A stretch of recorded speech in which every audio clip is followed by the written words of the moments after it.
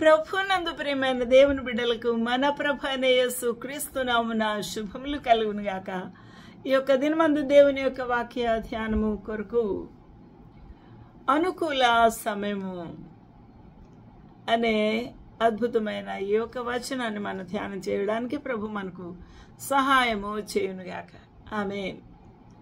అనుకూల సమయము. జీవజల ఊటలు by doctor Swapna online ministries నుంచి వెలువడుతున్న ఈ యొక్క వాక్య ధ్యానము మన జీవితములకు ప్రభు ఆశీర్వాదకరంగా ఉంచునుగాక. ఆమేన్. ప్రభునందు ప్రియమైన వాళ్ళరా, అనుకూల సమయము. అనుకూల సమయమున నీ మనవి ఆలకించి తిని. హల్లెలూయా, హల్లెలూయా. అనుకూల సమయమున నీ మనవి ఆలకించి తిని. ఎవరు చెప్తున్నారు? మన ప్రభే. హల్లెలూయా. ఎవరు మన మనవి ఆలకించాలి? మన మనవిని అర్థం చేసుకొని దానికి సమాధానం ఇవ్వాలి. ఆలోచన చేస్తే మనకన్నా తండ్రి, మన సృష్టికర్త, మన రక్షకుడు, మన ప్రభు, మనల్ని నడిపించుచున్న మన తండ్రి, ఆయనే మనకు మన మనవి ఆలకించి సమాధానం ఇవ్వాలి. అనుకూల సమయమందు నీ మనవి ఆలకించి తిని. నా ప్రియులరా, ఎంతోమంది ఈ లోకంలో జీవించుచు ఉన్నారు, కానీ దౌర్భాగ్యమైన బ్రతుకుల్లో ఉన్నారు.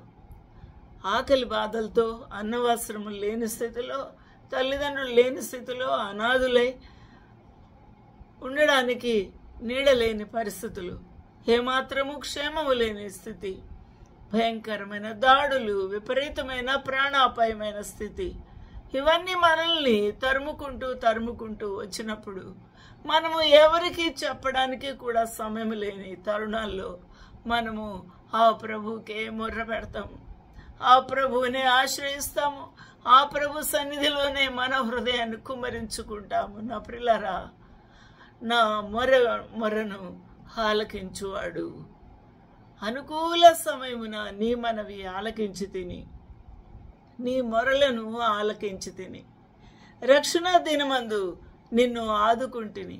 నా ప్రియులరా, తరుముకుంటూ శత్రువు వచ్చి మనల్ని కబలించి పట్టుకొని ఈడ్చుకొని ఆ యొక్క మునిగిపోతున్న, జోగిపోతున్న ఆ యొక్క పాతాళములోకి నిన్ను ముంచివేయాలని, నిన్ను త్రోసివేయాలని చూస్తూ ఉన్నప్పుడు అటువంటి సమయమందు ఆ ప్రభు ఏం చేశాడట? అనుకూల సమయమున నీ మొరను ఆలకించి రక్షణ దినమందు నిన్ను ఆదుకుంటుని, నేను పట్టుకున్నాను, నేను నిన్ను తప్పించాను వాడి కబంధ హస్తముల నుండి అని ఎవరు చెప్తున్నారు?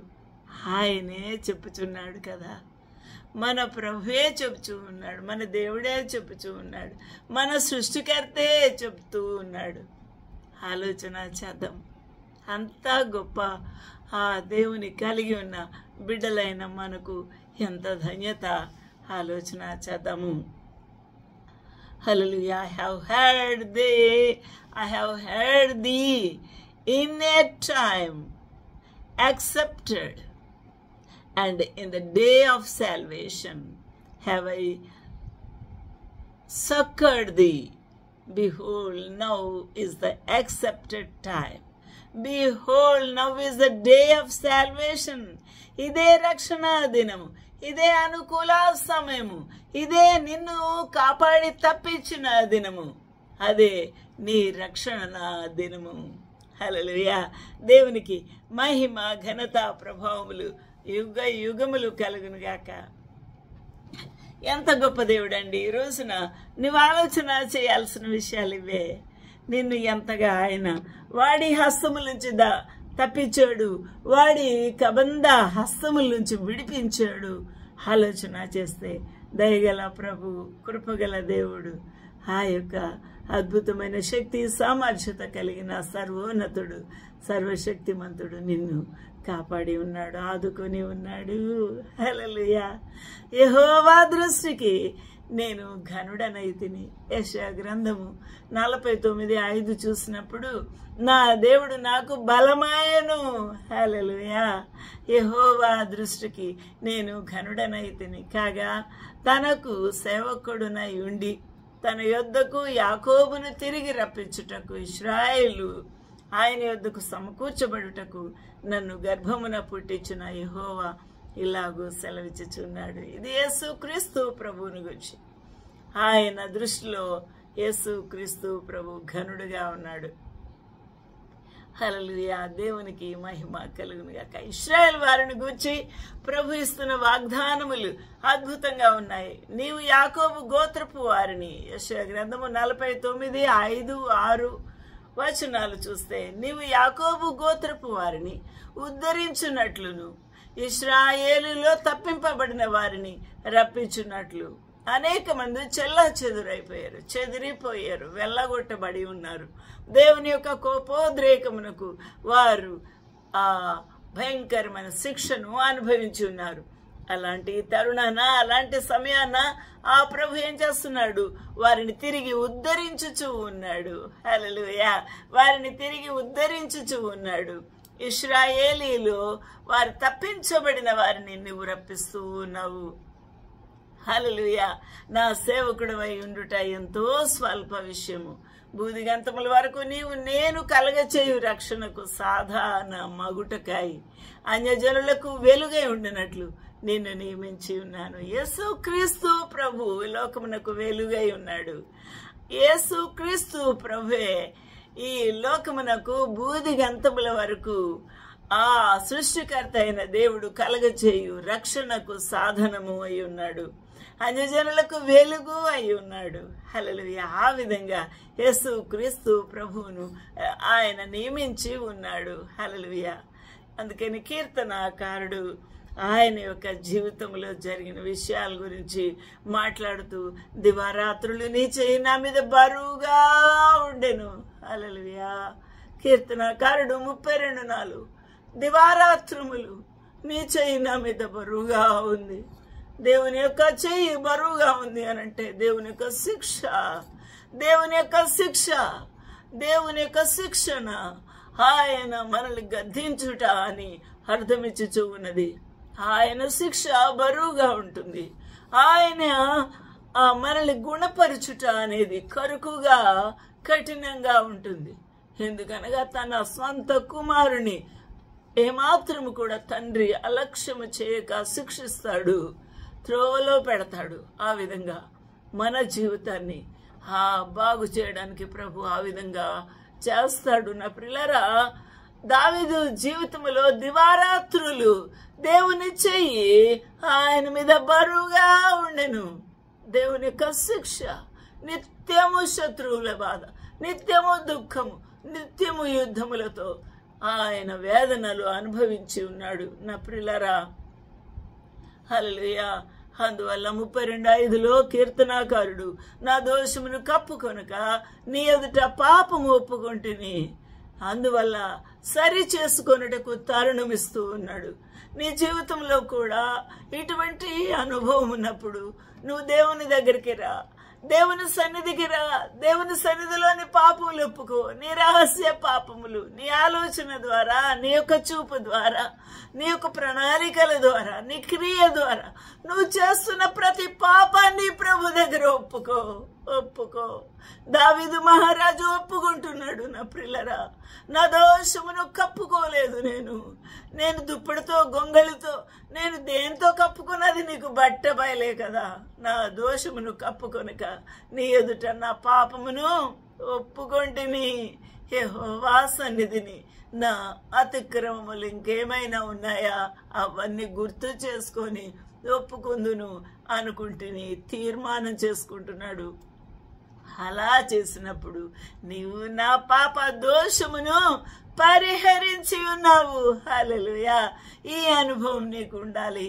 ఈ అనుభవం నీ జీవితంలో సాక్ష్యముగా నిలబడాలి. నా పాపములు ప్రభు దగ్గర ఒప్పుకున్నాను, ఆయన నన్ను క్షమించి ఉన్నాడు, ఆయన నా పాపములు పరిహరించి ఉన్నాడు, నాకు విడుదల కలిగింది, నాకు ప్రభు క్షమాపణ భిక్ష పెట్టాడు అన్న ఆ యొక్క నిశ్చయత నీ జీవితంలో కావాలి నా ప్రియులరా. హల్లెలూయా. దేవునికి మహిమ కలుగునుగాక. అలాంటి దినమందు ప్రభు నీకేం చేస్తాడు?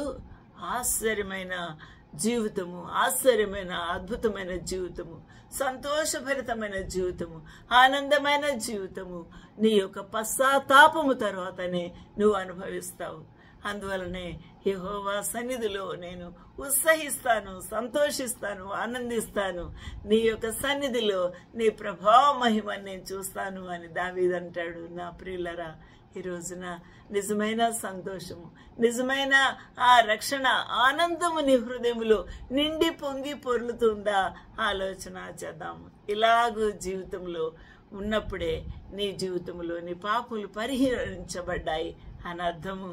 నీ జీవితంలో ప్రభు తిరిగి వెలుగు నింపి ఉన్నాడు, నీకు రక్షణ ఆ యొక్క నిశ్చయత అనుగ్రహించి ఉన్నాడు అని అర్థమిస్తూ ఉన్నది. కాబట్టి ఆలోచన చేద్దాం. హల్లెలూయా. దేవునికి మహిమ, ఘనత, ప్రభావము కలుగునుగాక. ఈ లోకములో 1 యోహాను 2:17 ప్రకారము ఈ లోకములో ఉన్నదంతయు ఈ యొక్క నేత్రాశ, శరీరాశ, జీవపుడంబమే. నీ జీవితంలో నేత్రాశతో నీ జీవితం అంతా నిండిపోతా ఉన్నది. ఇది చూస్తే కావాలి, అది చూస్తే కావాలి, ఆయన్ని చూస్తే కావాలి, ఆమెను చూస్తే కావాలి, అది కావాలి, ఇది కావాలి. నా ప్రియులరా, ఈ యొక్క బ్రతుకు నీ జీవితము నిండిపోయి దురాశ చేత నీవు నింపబడి ఉన్నావు. నా ప్రియులరా, ఆలోచన చేద్దాము. దాని ఆశ, నీ దురాశ అంతా గతించిపోతుంది, నీతోనే ముగిసిపోతుంది. నా ప్రియులరా, అప్పుడు దేవుని చిత్తం ఇక నీవు జరిగించలేవు. నీ ప్రియుల నీ యొక్క జీవితంలో ప్రభు చిత్తము జరిగించాలి అంటే నువ్వు పశ్చాత్తాపడమే ప్రభు చిత్తము. నువ్వు ప్రభువుని తిరిగి నీ హృదయములో అంగీకరించడమే అది దేవుని చిత్తం. ప్రభువుని నీ హృదయములో ఆ దేవునికి స్థానం ఇచ్చి దేవునికి సంతోషము కలగ చేయడమే గొప్ప దేవుని చిత్తము. నా ప్రియులారా, కొంతమంది అనుకుంటారు నేను ప్రసంగాలు చేసి నేను దేవుని పని చేశాను అనుకుంటారు. కొంతమంది ఏమనుకుంటారు, బైబిల్ చదివి 3 సార్లు ప్రార్థన చేసి 10 సార్లు ప్రార్థన చేసి 40 దినాలు ఉపవాసం ఉండి దేవుని పని చేశాను అనుకుంటారు. నా ప్రియులారా, అది కాదు. నీ జీవితములో ఉన్న ఆ దురాశ, ఆ యొక్క నేత్రాశ, ఆ శరీరంలో ఉన్న జీవపు డంబము వాటిని చంపివేసి ఒప్పుకొని విడిచిపెట్టి ప్రభు యొక్క రక్తధారలతో తిరిగి కడగబడమే నీ జీవితంలో నూతన జన్మనిస్తుంది. మళ్ళీ నూతనమైన రీజన్యువేషన్ జరుగుతుంది. తిరిగి మారు మనసు మరొక్కసారి నీ జీవితానికి కలుగుతుంది. కడగబడిన స్థితి నీవు అనుభవిస్తావు. నా ప్రియులరా, ఆలోచన చేద్దాం. ఈ రోజున నీ జీవితంలో మార్పు కావాలి. నీ జీవితంలో లోతైన అనుభవం కావాలి. నా ప్రియులరా, లోతైన అనుభవం. ఉల్లిపాయ తీసుకుంటారు స్త్రీలు. ఆ ఉల్లిపాయ అలాగే కడిగేసి కట్ చేయరు కదా. దానికి ఉన్న లేయర్స్, దానికి ఉన్న పొరలు పీకి అవన్నీ కట్ చేసి అప్పుడు చక్కగా పింకిష్ కలర్ వచ్చినప్పుడు అప్పుడు ఉల్లిపాయ సన్నగా వారికి వచ్చిన షేపులో అప్పుడు దాన్ని తరుక్కుంటారు, కట్ చేసుకుంటారు. నా ప్రియులారా, నీ జీవితంలో పశ్చాత్తాపము ఆ విధంగా జరగాలి. నీ జీవితంలో పొరలుగా నిండిపోయి ఉన్న పాపములన్నీ కూడా ఒప్పుకోవాలి దేవుని సన్నిధిలో. ప్రభువా నన్ను క్షమించు. ఈ రోజున ఈర్ష, పగ, ద్వేషము, కక్షలు ఎందువల్ల వస్తున్నాయి? అందువలనే మర్డర్సు, మానభంగాలు జరుగుతున్నాయి. నా ప్రియులరా, ఎందువలన ఈ యుద్ధాలు, కలహాలు? నీ అంతరంగము సరైన విధానంలో లేని స్థితిని బట్టి, నీ అంతరంగము పాడైపోయిన స్థితి, దొంగల గుహగా మారిన స్థితిని బట్టే నీవు పాడైపోయావు. నీ హృదయము పాడైపోయింది. ప్రభు సృష్టించిన తన ఆలయము పాడైపోయింది. ప్రభు నీలో పెట్టిన ఆ ఆత్మ చచ్చిన స్థితిలో ఉంది. ఈ రోజున లోకము దాని ఆశలు అన్ని కూడా గతించిపోయే దినం వస్తుంది. నీ జీవితమునకు అంతము రాబోతుంది, అంతము రాబోతుంది. నా ప్రియులరా, దేవుని చిత్తము ఇంకెప్పుడు జరిగిస్తావు? దేవుని చిత్తము అనగా దేవుని నామములో నీవు దేవుని సన్నిధికి వెళ్ళి సరి చేసుకోవడమే, నీవు పశ్చాత్తాపడమే, ఆ యొక్క పాపములు కడిగి ప్రభు సన్నిధిలో ఒప్పుకొని విడిచిపెట్టడమే దేవుని చిత్తము జరిగించాలి. జరిగించువాడు నిరంతరము నిలుచును. ఎందుకంటే వాడికి చావు ఉండదు, అని ఆత్మకు చావు ఉండదు. నిరంతరము బ్రతుకును, నిరంతరము బ్రతుకును. For ever and ever he receives eternal life. There will be no condemnation, no condemnation at all. హల్లెలూయా. నిరంతరము నిలుచును. దావీదు నిరంతరం నిలిచి ఉన్నాడా? ఆలోచన చేద్దాము. ఈ భక్తులందరూ నిరంతరం నిలిచి ఉన్నారా? కానీ నిరంతరం నిలుచున్న వాగ్దానం దేనికి? ఆత్మకు. అయితే నీ యొక్క జీవితంలో కూడా, నీ జీవితం అంతమైన తర్వాత నీ ఆత్మ నిరంతరం నిలవబోతుందా? ఆ యొక్క తీర్మానము, ఆ యొక్క నిశ్చయత నీకున్నదా? నా ప్రియులారా, ఈరోజు నా టికెట్ నువ్వు కొనుక్కొని రిజర్వేషన్ చేసుకుంటే అది కన్ఫర్మ్ అయిపోతే నీకేం కలుగుతుంది? నిశ్చయత కలుగుతుంది. ఖచ్చితంగా నా సెకండరీ వాడు నేను లోవర్ బర్త్లో చక్కగా బర్త్లో పడుకొని వెళ్తాను, నేను సెకండరీ వార్డులో దిగుతాను, నా టికెట్కి నేను పేమెంట్ ఇచ్చాను, నేను రిజర్వేషన్ చేసుకున్నాను, నా టికెట్లో ఏమీ ఇంకా వెయిటింగ్ లేదు. నా ప్రియులారా, ఇటువంటి నిశ్చయత నీ ఆత్మీయ జీవితానికి కావాలి. నేను పాపములను ప్రభు దగ్గర ఒప్పుకున్నాను, ఆయన కడిగాడు. నా పాపములు నా ప్రభు పరిహరించాడు, నన్ను రక్షించాడు. అందువల్ల నేను నిరంతరము ఆ ప్రభు యొక్క సన్నిధిలో జీవిస్తాను. ఈ నిశ్చయత నీ జీవితంలో ఉండదా? ఈ రోజున ఎంత గొప్ప కార్యాలు చేస్తున్నావని నువ్వు లెక్క పెట్టుకోవడం కానే కాదు. నా ప్రియులరా, నువ్వు ఎన్ని ప్రసంగాలు చేసావని కాదు, ఎన్ని మీటింగ్లకు వెళ్ళేవని కాదు, ఎంతమందికి భోజనాలు పెట్టావు, చదివించావు, ఎన్ని చేసావని కాదు, అవన్నీ జీరో అయిపోతాయి.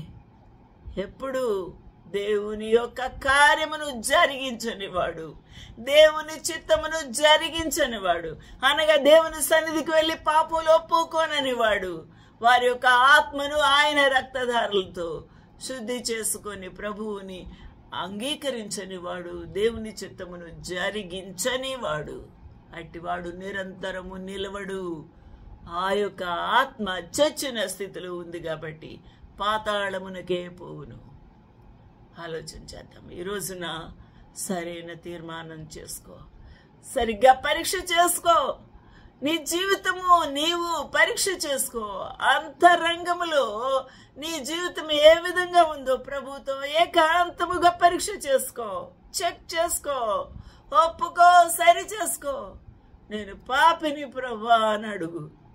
ప్రభు నిన్ను క్షమిస్తాడు, కనికరిస్తాడు, కృప చూపిస్తాడు. అట్టి భాగ్యం ప్రభు నీకు అనుగ్రహించును గాక. ఆమేన్, ఆమేన్, ఆమేన్.